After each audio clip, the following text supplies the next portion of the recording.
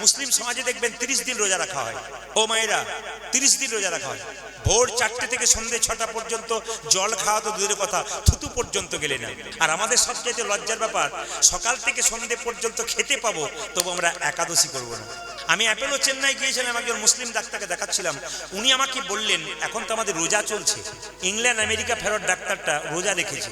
আর সবচাইতে লজ্জার ব্যাপার, আমাদের ছেলে মেয়েরা স্কুলে যায়, যদি জিজ্ঞেস করা হয় তোর মা একাদশী করেছে তুই করিসনি, ওগুলো কেউ করে না, কি ওগুলো তো মা কাকিমারা করে। কেন বলুন তো? আমরা ছেলেদেরকে শেখাইনি যে একাদশী করতে হয়, একাদশী করলে শুদ্ধ হওয়া যায়, গুরুমন্ত্র নেওয়া যায়, এগুলো শেখাইনি। আমরা শুধু এইটা ভেবে বসে আছি, তুই যখন বুড়ো হবি, তুই যখন বয়স হবে, তুই তখন করবি।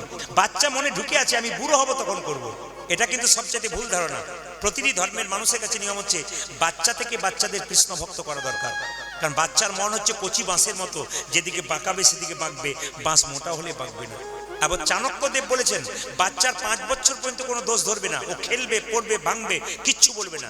কিন্তু 5 থেকে 15 পর্যন্ত বাচ্চাকে শাসনের চোখে রাখবেন, নইলে ছেলে মেয়ে কিন্তু বিগড়ে যাবে। খুব মাথায় রাখবেন, বাচ্চাকে শাসনের চোখে রাখবেন কতদিন? একবার 5 থেকে 15 পর্যন্ত। ওই সময় লাল চোখ না দেখালে বিগড়ে যাবে। আর পুত্রমিত্র বদাচরে, তার মানে কি, 16 বছর যখন পেরিয়ে যাবে, তখন ছেলে মেয়ের সঙ্গে বাবা মায়ের সম্পর্ক হবে বন্ধুর মতো, নইলে কিন্তু বাচ্চা একবারে নষ্ট হয়ে যাবে। তাই এই যে মায়েরা, সুদামা জন্ম নিল কোন মাসে? জোরে বলুন, আশ্বিন মাসে না অঘ্রাণ মাসে?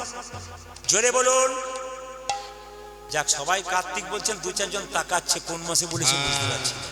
আচ্ছা বলুন তো, কোন একাদশীর দিনে জন্ম নিয়েছে? উত্থান একাদশী দিনে। যাক, মনে করতে পেরেছেন, এইটাই দাম। আচ্ছা, জাতিতে ব্রাহ্মণ ছিল না শূদ্র ছিল? জোরে বলুন। জাতিতে বাবার নামটা মনে আছে কারো? মটুক ব্রাহ্মণ। মায়ের নামটা সবার মনে থাকবে, কি নাম? রচনা নয়, রচনা দেবী।